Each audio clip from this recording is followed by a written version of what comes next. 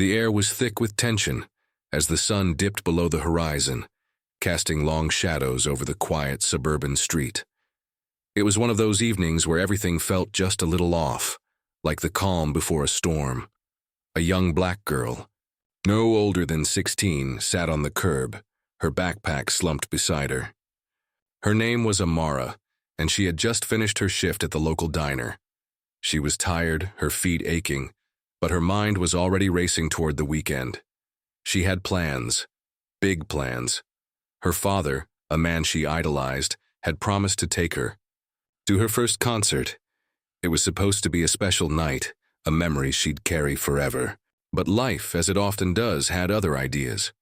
As Amara stood to head home, the flashing lights of a police cruiser lit up the street. Her heart skipped a beat. She wasn't doing anything wrong. She was just walking.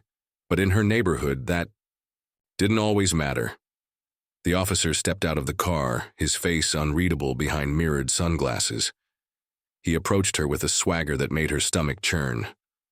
"Stop right there," he barked, his voice cutting through the stillness of the evening. Amara froze, her mind racing. What had she done? Was it the way she looked, the way she dressed, or was it simply the color of her skin? The officer, whose name tag read Officer Grayson, didn't bother to explain himself. He circled her like a predator, sizing up its prey. "You fit the description of a suspect," he said, his tone cold and detached. Amara's heart pounded in her chest. "What suspect?" she asked, her voice trembling. But Grayson didn't answer. Instead, he reached for her hair, her beautiful, carefully braided hair, and without warning pulled out a pair of scissors. Amara's breath caught in her throat. "What are you doing?" she cried, but Grayson didn't stop. With a few swift cuts, her braids fell to the ground, leaving her hair uneven and jagged. Tears welled up in her eyes as she stared at the strands scattered on the pavement. It wasn't just hair, it was her identity, her pride, something she had worked so hard to maintain. But what Officer Grayson didn't know, what he couldn't possibly have known, was who Amara's father was. He wasn't just any man. He was a man with a reputation, a man who had fought tooth and nail to protect his family in a world that often seemed stacked against them. And when he found out what had happened to his daughter, there would be hell to pay. The question wasn't if he would find out, it was when. And when he did, the quiet suburban street would no longer be quiet. The storm was coming, and it would change everything. As Amara stood there, trembling and humiliated, she made a silent promise to herself. This wasn't over, not by a long shot. She would tell her father, and together, they would make sure Officer Grayson understood the weight of what he had done. But for now, she had to get home. She had to face the man who had always been her protector, her hero. And as she walked away, the sound of the police cruiser fading into the distance, she couldn't shake the feeling that this was only the beginning. The night was far from over, and the consequences of what had just happened would ripple far beyond that quiet street. What would her father do? What could he do? And would it be enough to right the wrong that had been done? The answers to those questions would come soon enough, but for now, all Amara could do was keep walking, one shaky step at a time. Amara's footsteps echoed in the empty street as she hurried home, her heart still racing from the encounter. Each step felt heavier than the last, not just because of the weight of what had just happened, but because of what she knew was coming next. Her father, Marcus, wasn't the kind of man who let things slide. He had always taught her to stand up for herself, to never let anyone make her feel small. But this was different. This wasn't just about her. It was about something bigger, something deeper. And as much as she wanted to protect him from the pain of knowing, she also knew she couldn't keep it from him. He would see it in her eyes the moment she walked through the door. Marcus was sitting at the kitchen table when she got home, his broad shoulders hunched over a cup of coffee. He looked up as she entered, his sharp eyes immediately narrowing, in concern. "Amara," he said, his voice low and steady. "What happened?" She tried to speak, but the words caught in her throat. Instead, she just stood there, her uneven hair framing her face, her eyes brimming with tears. Marcus was on his feet in an instant, his chair scraping against the floor. He crossed the room in 2 strides, his hands gently cupping her face. "Who did this to you?" he demanded, his voice trembling with a mixture of anger and fear. Amara took a deep breath, forcing herself to meet his gaze. "It was a cop," she whispered. "He said I fit the description of a suspect. He cut my hair, Dad. Right there on the street." Marcus's jaw tightened, his hands dropping to his sides as he took a step back. For a moment he just stared at her, his chest rising and falling with each heavy breath. Then, without a word, he turned and walked to the window, his fists clenched at his sides.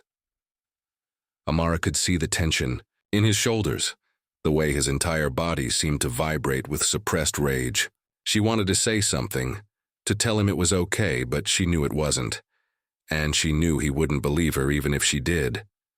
Marcus had always been a man of few words, but his silence now was deafening. He had spent his entire life fighting battles, some big, some small, but this one felt different. This wasn't just about him or Amara. It was about every black parent who had ever had to sit their child down and explain why the world might not always be fair to them. It was about every young girl who had ever been made to feel like her beauty, her identity, was something to be ashamed of. And it was about every person who had ever been made to feel powerless in the face of authority. Marcus had always promised himself he would never let his family feel that way. But now, standing in his kitchen, he felt that promise slipping through his fingers. "Did he give you a name?" Marcus finally asked, his voice barely above a whisper. Amara nodded. "Grayson, Officer Grayson." Marcus repeated the name under his breath, as if committing it to memory. He turned back to her, his expression unreadable. "Go get cleaned up," he said gently. "We'll figure this out. Together." Amara hesitated, wanting to say more, but the look in his eyes stopped. "Her." She nodded and headed to the bathroom, leaving Marcus alone with his thoughts. As the sound of running water filled the house, Marcus sank back into his chair, his mind racing. He had spent years building a life for his daughter, a life where she could feel safe and loved. He had worked long hours, taken on extra shifts, and sacrificed more than he cared to admit to give her the opportunities he never had. And now, in just a few moments, all of that had been threatened. He thought about the stories his own father had told him, stories of injustice, of struggle, of resilience. He had always hoped Amara would never have to face those kinds of challenges. But deep down he had known better. The world hadn't changed as much as he had hoped. Marcus reached for his phone, his fingers hovering over the screen. He knew people who could help, people who had been through similar situations, but he also knew the risks. Going up against a cop wasn't something to be taken lightly. It could mean trouble, not just for him, but for Amara too. And yet the thought of doing nothing was unbearable. He couldn't let this slide. He wouldn't. But he also couldn't act rashly. He needed a plan, something that would protect Amara while still holding Grayson accountable. As he sat there, lost in thought, the sound of Amara's voice pulled him back to the present. She was standing in the doorway, her hair still damp, her eyes red from crying. "Dad," she said softly, "what are we going to do?" Marcus looked at her, his heart breaking at the fear in her voice. He stood and walked over to her, pulling her into a tight hug. "We're going to fight," he said firmly, "but we're going to do it the right way. No matter what happens, I need you to trust me, okay?" Amara nodded against his chest, her tears soaking into his shirt. But as Marcus held his daughter, his mind was already racing ahead. He knew this wasn't going to be easy. Grayson wasn't just some random cop. He was part of a system that had been designed to protect people like him and punish people like Marcus. But Marcus also knew that systems could be challenged. And if there was one thing he had learned in his life, it was that sometimes the smallest actions could spark the biggest changes. He didn't know yet what he was going to do, but he knew one thing for certain. This wasn't over. Not by a long shot. As the night wore on, Marcus sat at the kitchen table, his phone in one hand and a notebook in the other. He scribbled down names, numbers, and ideas, his mind working overtime. Amara watched him from the doorway, her heart heavy with a mixture of fear and hope. She didn't know what her father was planning, but she trusted him. He had always been her rock, her protector, and if anyone could make this right, it was him. But as the hours passed and the house grew quiet, one question lingered in the air, unspoken but undeniable. What would happen when Marcus finally confronted Grayson? Would justice be served, or would the system prove too powerful to overcome? The answers were still out of reach, hidden in the shadows of the night.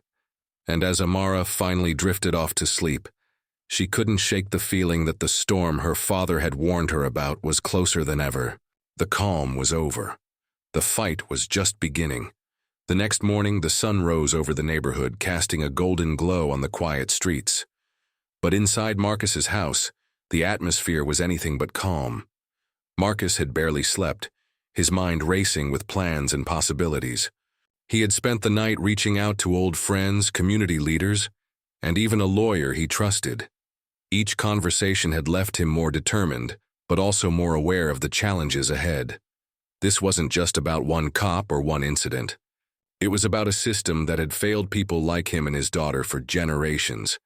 And if he was going to fight it, he needed to be smart. Amara woke up to the smell of coffee and the sound of her father's voice on the phone. She lingered in the hallway, listening as he spoke in low, urgent tones. "I need everything you can find on him," Marcus was saying. "His record, his history, anything that can help us build a case." There was a pause, and then he added, "And keep it quiet. I don't want this getting out until we're ready." Amara's stomach churned. She knew her father was doing this for her, but the thought of what might happen next terrified her.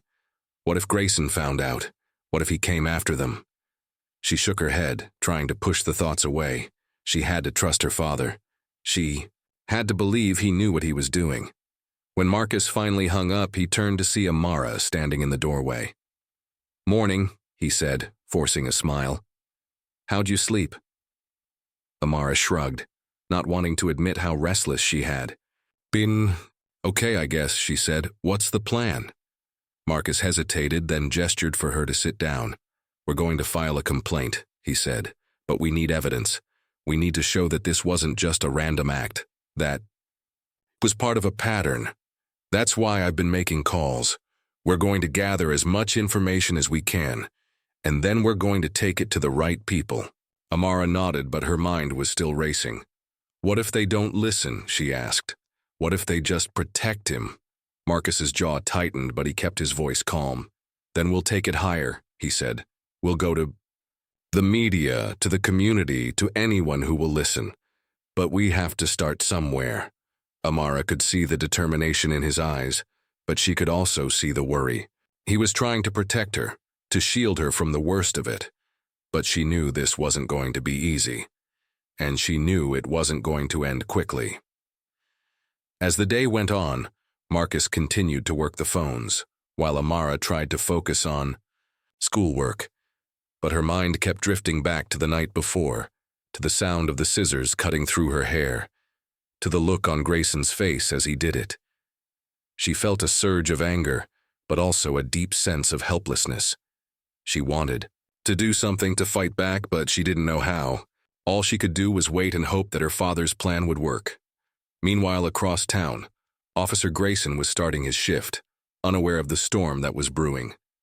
He had always been confident in his authority, in his ability to handle any situation. But this time he had crossed a line and he didn't even realize it. As he patrolled the streets, his mind was on other things. His upcoming promotion, the new car he was thinking about buying. He didn't see the people watching him, the whispers that followed him wherever he went. He didn't know that his name was being passed around in hushed tones, that his past was being dug into by people who had every reason to want him brought down. Back at the house, Marcus was meeting with a small group of trusted friends and allies. They sat around the kitchen table, their faces serious as they discussed the next steps. "We need to be careful," one of them said. "If we move too fast, we could tip him off. We need to make sure we have everything we need before we make move." Marcus nodded, his expression grim. "I know," he said, "but we can't wait too long. Every day we wait is another day he thinks he got away with it. And every day Amara has to live with what happened." The room fell silent, the weight of his words hanging in the air. Everyone there knew what was at stake. This wasn't just about one incident. It was about justice, about accountability, about making sure that no one else had to go through what Amara had gone through. But they also knew the risks. Going up against a cop wasn't just dangerous. It was complicated. There were rules, protocols, layers of bureaucracy that could slow things down or stop them altogether. And then there was the court of public opinion, which could be just as unpredictable. As the meeting wrapped up, Marcus pulled one of his friends aside. "I need you to do something for me," he said quietly. "I need you to keep an eye on Grayson. Don't let him know you're watching, but if he does anything at all, I need to know." His friend nodded, understanding the gravity of the request. "I'll take care of it," he said. "But be careful, Marcus. This guy's not going to go down without a fight." Marcus knew he was right. Grayson wasn't just a cop. He was a symbol of a system that had been broken for a long time. And taking him on meant taking on that system. It was a daunting task, but Marcus knew he didn't have a choice. He had to do this, for Amara, for himself, for everyone who had ever been made to feel small and powerless. As the sun set and the house grew quiet once again, Marcus sat alone at the kitchen table, his thoughts swirling. He thought about Amara, about the fear in her eyes and the strength in her voice. He thought about Grayson, about the arrogance and entitlement that had led him to do what he did. And he thought about the road ahead, about the battles that were still to come. He didn't know how it would end, but he knew one thing for certain. This was just the beginning. The storm was coming, and when it hit, nothing would be the same. The days turned into a week, and the tension in Marcus's house grew thicker with each passing hour. Amara could feel it in the air, the quiet intensity of her father's movements, the way he would pause mid-sentence, lost in thought, before snapping back to reality.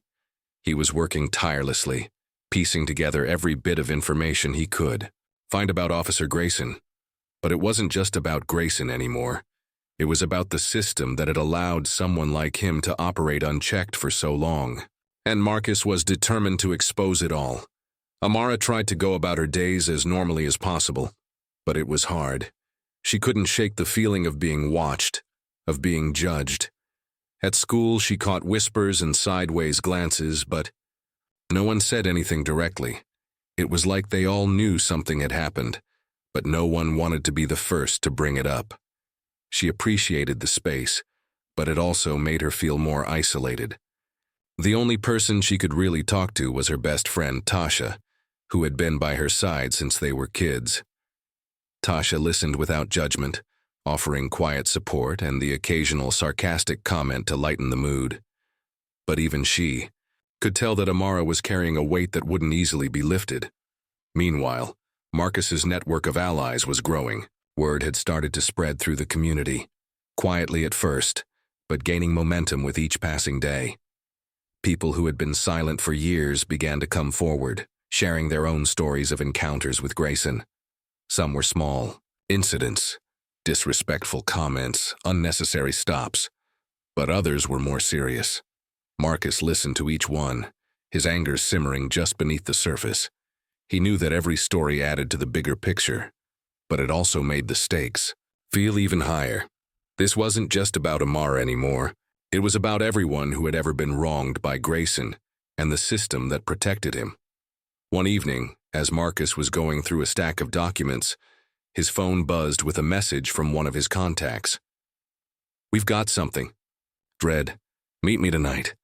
Marcus's heart raced as he read the words. He knew this could be the break they needed, but it also meant stepping into dangerous territory. He glanced at Amara, who was sitting on the couch with her headphones on, lost in her music. He didn't want to leave her alone, but he also knew he couldn't pass up this opportunity. He sent a quick text to Tasha's mom, asking if Amara could stay with them for the night. Within minutes, the arrangements were made. "Amara," Marcus said, pulling her attention away from her music. "I need to go out for a bit. Tasha's mom is going to pick you up, okay?" Amara frowned, sensing the urgency in his voice. "Where are you going?" she asked. Marcus hesitated, then shook his head. "Just some stuff I need to take care of," he said. "I'll explain later. Just stay with Tasha tonight, all right?" Amara wanted to argue, but the look in her father's eyes stopped her. She nodded, though the worry was written all over her face. As Marcus drove through the darkened streets, his mind was racing. He didn't know what to expect from the meeting, but he knew it could change everything. His contact had mentioned evidence, something concrete that could tie Grayson to a pattern of misconduct. If they had what Marcus thought they had, it could be the key to bringing him down. But it also meant stepping into the spotlight, and Marcus knew that came with risks. Grayson wasn't just a cop, he was part of a larger network, and they wouldn't take kindly to someone trying to expose one of their own. The meeting took place in a dimly lit diner on the edge of town. Marcus's contact, a man named Ray, was already there, sitting in a corner booth with a folder in front of him. He nodded as Marcus approached, his expression serious. "You're not going to like what's in here," Ray said, sliding the folder across the table. Marcus opened it, his eyes scanning the documents inside. With each page, his stomach sank. There were reports, photos, even witness statements, all pointing to a pattern of behavior that went far beyond what Marcus had imagined. Grayson wasn't just a bad cop, he was a predator, using his badge to intimidate and control. "This is—" Marcus trailed off, unable to find the words. Ray nodded grimly. "I know," he said, "but it's not enough to just have this. You need people willing to stand up and say it out loud, and that's not going to be easy." Marcus knew he was right. The documents were damning, but without voices to back them up, they were just pieces of paper. He needed witnesses, people who were willing to come forward and tell their stories, and he needed to do it quickly, before Grayson caught wind of what was happening. As Marcus left the diner, the weight of what he was about to do settled heavily on his shoulders. He knew the next steps would be the hardest. He would have to ask people to put themselves on the line, to risk everything for the chance at justice. And he would have to face Grayson, not just as a cop, but as a man who had made it clear he didn't think the rules applied to him. It was a dangerous game, and Marcus knew the stakes were higher than ever. When he got home, the house was quiet. Amara was still at Tasha's, and the silence felt almost oppressive.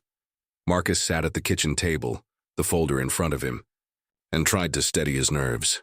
He knew what he had to do, but that didn't make it any easier. He picked up his phone and started making calls, his voice steady but his hands trembling. Each conversation was a step closer to the edge, a step closer to the moment when everything would come to a head. As the night wore on, Marcus couldn't shake the feeling that time was running out. Grayson was out there, somewhere, unaware of the storm that was about to hit him. But Marcus knew it wouldn't stay that way for long. The closer they got to exposing the truth, the more dangerous it would become. And as he sat there, staring at the folder that held the key to it all, he couldn't help but wonder if they were ready for what was coming. The storm was no longer on the horizon. It was here, and there was no turning back. The next morning, Marcus woke up to the sound of his phone buzzing incessantly on the nightstand. He grabbed it, his heart sinking as he saw the missed calls and messages. Most were from Amara, but there were a few from numbers he didn't recognize. His stomach churned as he listened to the first voicemail. It was Amara, her voice trembling. "Dad, you need to come to Tasha's house now. Something's happened." Marcus was out the door in seconds, his mind racing with worst-case scenarios. Had Grayson found out about the investigation? Had he come after Amara? The thought made his blood run cold. He drove faster than he should have, his hands gripping the wheel so tightly his knuckles turned white. When he pulled up to Tasha's house, he saw Amara standing on the porch, her arms wrapped around herself. She looked up as he approached, her face pale and her eyes wide with fear. "What's wrong?" Marcus asked, his voice barely above a whisper. Amara shook her head, tears streaming down her face. "It's not me," she said. "It's Tasha's brother, Jamal. He got pulled over last night. By Grayson." Marcus's heart sank. "Is he okay?" Amara nodded, but her expression was far from reassuring. "He's fine, but, Dad, Grayson took something from him, something important. Jamal said it was evidence, something that could prove what Grayson's been doing. And now it's gone." Marcus felt a surge of anger, but also a cold, creeping dread. If Grayson had taken evidence, it meant he knew they were onto him. And if he was willing to go that far, there was no telling what he might do next. Marcus pulled Amara into a hug, his mind racing. "We need to talk to Jamal," he said. "We need to know exactly what happened." Inside the house, Jamal was sitting on the couch, his face bruised and his hands shaking as he held a cup of tea. He looked up as Marcus and Amara walked in, his eyes filled with a mixture of fear and anger. "He knew," Jamal said before Marcus could even ask. "He knew I had the files. He said if I ever talked, he'd make sure I regretted it." Marcus sat down across from him, his expression grim. "What files?" he asked. Jamal hesitated, then reached into his pocket and pulled out a crumpled piece of paper. "I made copies," he said, "but he took the originals. He said if I ever showed these to anyone, he'd come after me. And he meant it." Marcus took the paper, his hands trembling as he unfolded it. It was a list. Names, dates, incidents, all tied to Grayson. It was more than Marcus had hoped for, but it also confirmed his worst fears. Grayson wasn't just a rogue cop, he was part of something bigger, and if he was willing to go this far to protect himself, it meant they were dealing with more than just one bad apple. They were up against an entire system. As Marcus sat there, staring at the list, he realized they were running out of time. Grayson knew they were coming for him, and he wasn't going to wait for them to make the first move. Marcus needed to act fast, but he also needed to be smart. He couldn't afford to make a mistake, not when so much was on the line. "We need to get this to the right people," Marcus said, his voice steady despite the storm raging inside him. "But we have to be careful. If Grayson finds out we still have this, he's going to come after us. And next time, he might not stop at threats." Amara and Jamal nodded, their faces pale but determined. They knew the risks, but they also knew they couldn't back down now, not after everything that had happened. As Marcus left the house, the weight of what they were about to do settled heavily on his shoulders. He knew the next steps would be the hardest. He would have to confront Grayson, not just as a cop, but as a man who had made it clear he didn't think the rules applied to him, and he would have to do it knowing that one wrong move could cost him everything. But as he drove home, his mind kept circling back to one question. What was Grayson hiding? The list Jamal had given him was damning, but it was also incomplete. There were gaps, missing pieces that didn't add up. And Marcus couldn't shake the feeling that there was something bigger at play, something even more dangerous than he had realized. When he got home, the house was quiet, but the silence felt heavy, like the calm before a storm. Marcus sat at the kitchen table, the list spread out in front of him, and tried to make sense of it all. But the more he looked at it, the more questions he had. Who were the other names on the list? What connected them to Grayson? And what were they willing to do to protect their secrets? As the night wore on, Marcus couldn't shake the feeling that time was running out. Grayson was out there, somewhere, and he wasn't going to wait for them to make the next move. The storm was no longer on the horizon. It was here. And Marcus knew that when it hit, nothing would ever be the same. The next few days were a blur of tension and strategy. Marcus worked tirelessly, reaching out to every contact he had, every person who might be willing to help. He knew they were running out of time. Grayson was getting desperate, and desperate people did reckless things. The list Jamal had given him was a start, but it wasn't enough. Marcus needed more, something that would force the system to take notice, something that couldn't be ignored. Then, late one night, Marcus got a call from Ray. "You need to see this," Ray said, his voice tight with urgency. Meet me at the usual spot. Marcus didn't hesitate. He grabbed his jacket and headed out, his heart pounding in his chest. When he arrived at the diner, Ray was already there, a thick envelope on the table in front of him. "This just came in," Ray said, sliding the envelope across the table. "It's from someone inside the department, someone who's had enough." Marcus opened the envelope, his hands trembling as he pulled out the contents. There were photos, documents, and a handwritten note. The note was short but chilling. "Grayson's not working alone. There's a whole network, and they're planning something big." Marcus's stomach dropped as he flipped through the photos.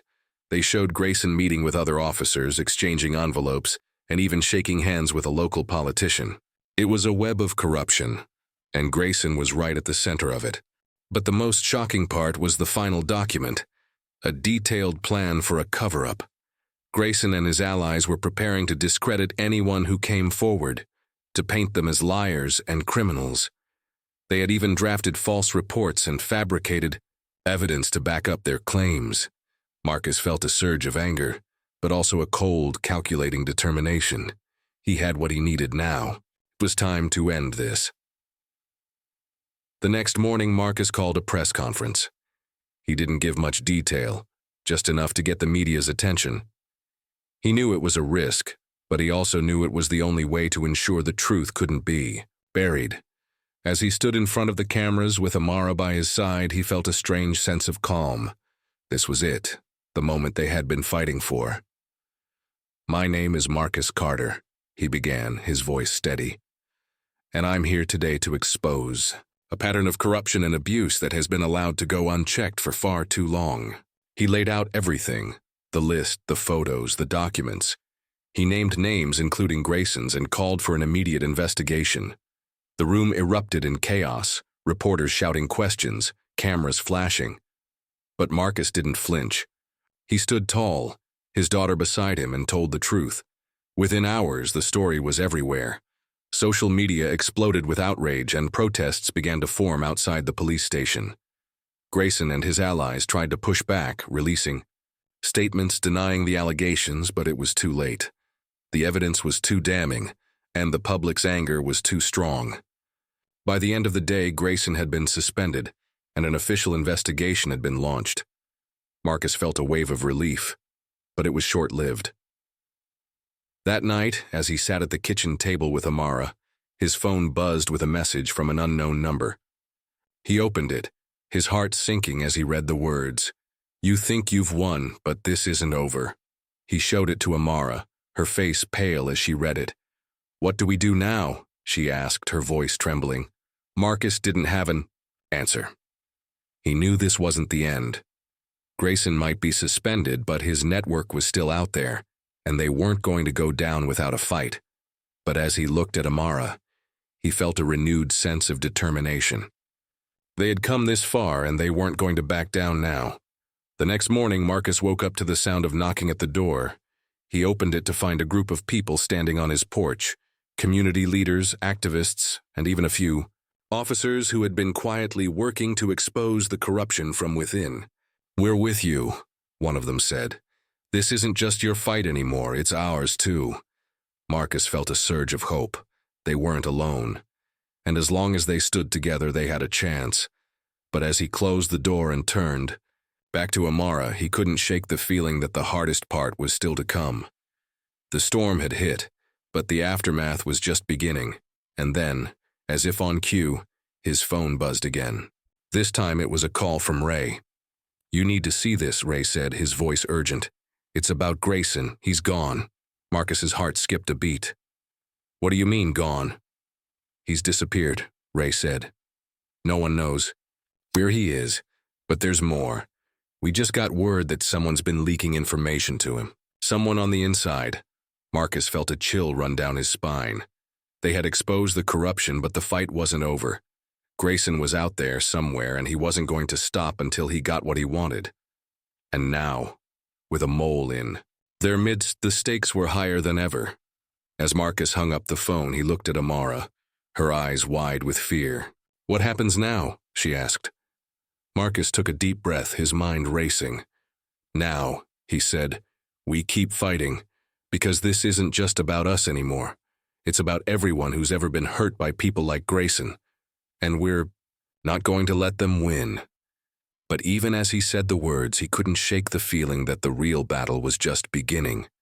The storm had passed, but the shadows it left behind were darker than ever. And somewhere out there, Grayson was waiting. The days that followed were a whirlwind of activity.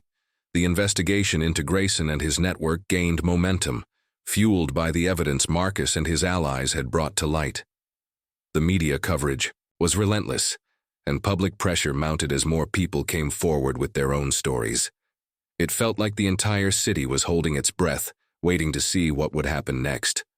But for Marcus and Amara, the victory felt bittersweet. They had exposed the truth, but the cost had been high and the fight was far from over. Amara tried to return to some sense of normalcy, but it was hard. The incident with Grayson had left a mark, not just on her hair, but on her spirit. She found herself looking over her shoulder more often, jumping at sudden noises, and struggling to trust the world around her. But she also found strength in the support of her community. People she had never met before reached out to her, sharing their own stories and offering words of encouragement. It reminded her that she wasn't alone, that this fight was bigger than just her and her father. Marcus, meanwhile, was working harder than ever. He had become a central figure in the movement to hold Grayson and his allies accountable, and the weight of that responsibility was heavy. He spent long hours meeting with lawyers, activists, and community leaders, coordinating efforts to keep the pressure on. But he also made sure to carve out time for Amara. He knew she needed him now more than ever, and he wasn't going to let her down. One evening, as they sat together on the porch, Amara broke the silence. "Do you think we'll ever feel safe again?" she asked, her voice quiet but steady. Marcus sighed, running a hand over his face. "I don't know," he admitted. "But I do know that we've done everything we can to make sure people like Grayson can't keep doing what they've been doing. And that counts for something." Amara nodded, though the worry in her eyes didn't completely fade. "I just wish it didn't have to be so hard," she said. Marcus reached over and squeezed her hand. "Me too, kiddo. Me too." As the weeks went by, the investigation began to yield results. Several officers were suspended, and a few even faced criminal charges. The politician who had been tied to Grayson's network resigned in disgrace, and reforms were proposed to increase accountability within the police department. It wasn't a perfect solution, but it was a start. And for Marcus, that was enough. He knew the fight for justice was never really over, but he also knew they had made a difference. And that was something to be proud of, but there was still one question that lingered. Where was Grayson? Despite an extensive manhunt, he had seemingly vanished without a trace. Some speculated he had fled the country, while others believed he was hiding in plain sight, waiting for the right moment to resurface. Marcus tried not to dwell on it, but the thought of Grayson still out there, still a threat, was like a shadow hanging over everything they had accomplished. Then, one night, Marcus got a call that changed everything. It was Ray, his voice tense with urgency. "We found him," Ray said. "Grayson. He's holed up in a cabin about 2 hours from here. But Marcus, he's not alone. He's got people with him, and they're armed." Marcus's heart raced as he processed the information. "What do we do?" he asked. "We call the authorities," Ray said. "But we need to be careful. If we tip him off, he'll run, and we might not get another chance." Marcus knew Ray was right, but he also knew they couldn't afford to wait. He called the few people he trusted most, and together they formulated a plan. They would alert the authorities, but they would also be there to make sure Grayson didn't slip away. It was risky, but it was the only way to ensure justice was served. The next morning, they set out for the cabin. The drive was tense, the air thick with anticipation. When they arrived, they stayed back, watching as the authorities moved in. The standoff was brief but intense, and when it was over, Grayson was in handcuffs. Marcus felt a surge of relief, but it was tempered by the realization that this was just the beginning. Grayson would face trial, and the fight to hold him accountable would be long and difficult. But for now, at least, he was no longer a threat. As they drove back home, Marcus felt a strange mix of emotions. There was relief, of course, but also a deep sense of exhaustion. The fight had taken so much out of him, out of all of them. But as he looked at Amara, sitting quietly in the passenger seat, he felt a spark of hope. They had faced something unimaginable, and they had come out the other side, not unscathed but stronger, and that was something no one could ever take away from them. When they got home, the house felt different somehow. Lighter, maybe, or just quieter. Marcus sat down, on the couch, letting out a long breath. Amara joined him, resting her head on his shoulder. "Do you think this is really over?" she asked. Marcus thought for a moment, then shook his head. "Not completely," he said, "but we've done what we can, and now it's up to the system to do the rest." Amara nodded, her eyes closing, as she leaned into him. "I'm proud of you, Dad," she said softly. Marcus smiled, his heart swelling with love for his daughter. "I'm proud of you too, kiddo, more than you'll ever know." As the days turned into weeks, life began to settle into a new rhythm. The media attention faded and the protests quieted, but the impact of what they had done remained. The reforms they had fought for began to take shape, and the community started to heal. Marcus and Amara found their own way forward, leaning on each other and the people who had stood by them through it all. And then, one evening, as they sat together on the porch watching the sunset, Amara turned to Marcus with a small smile. "You know," she said, "I think we're going to be okay." Marcus looked at her, his heart full, and nodded. "Yeah," he said, "I think we are."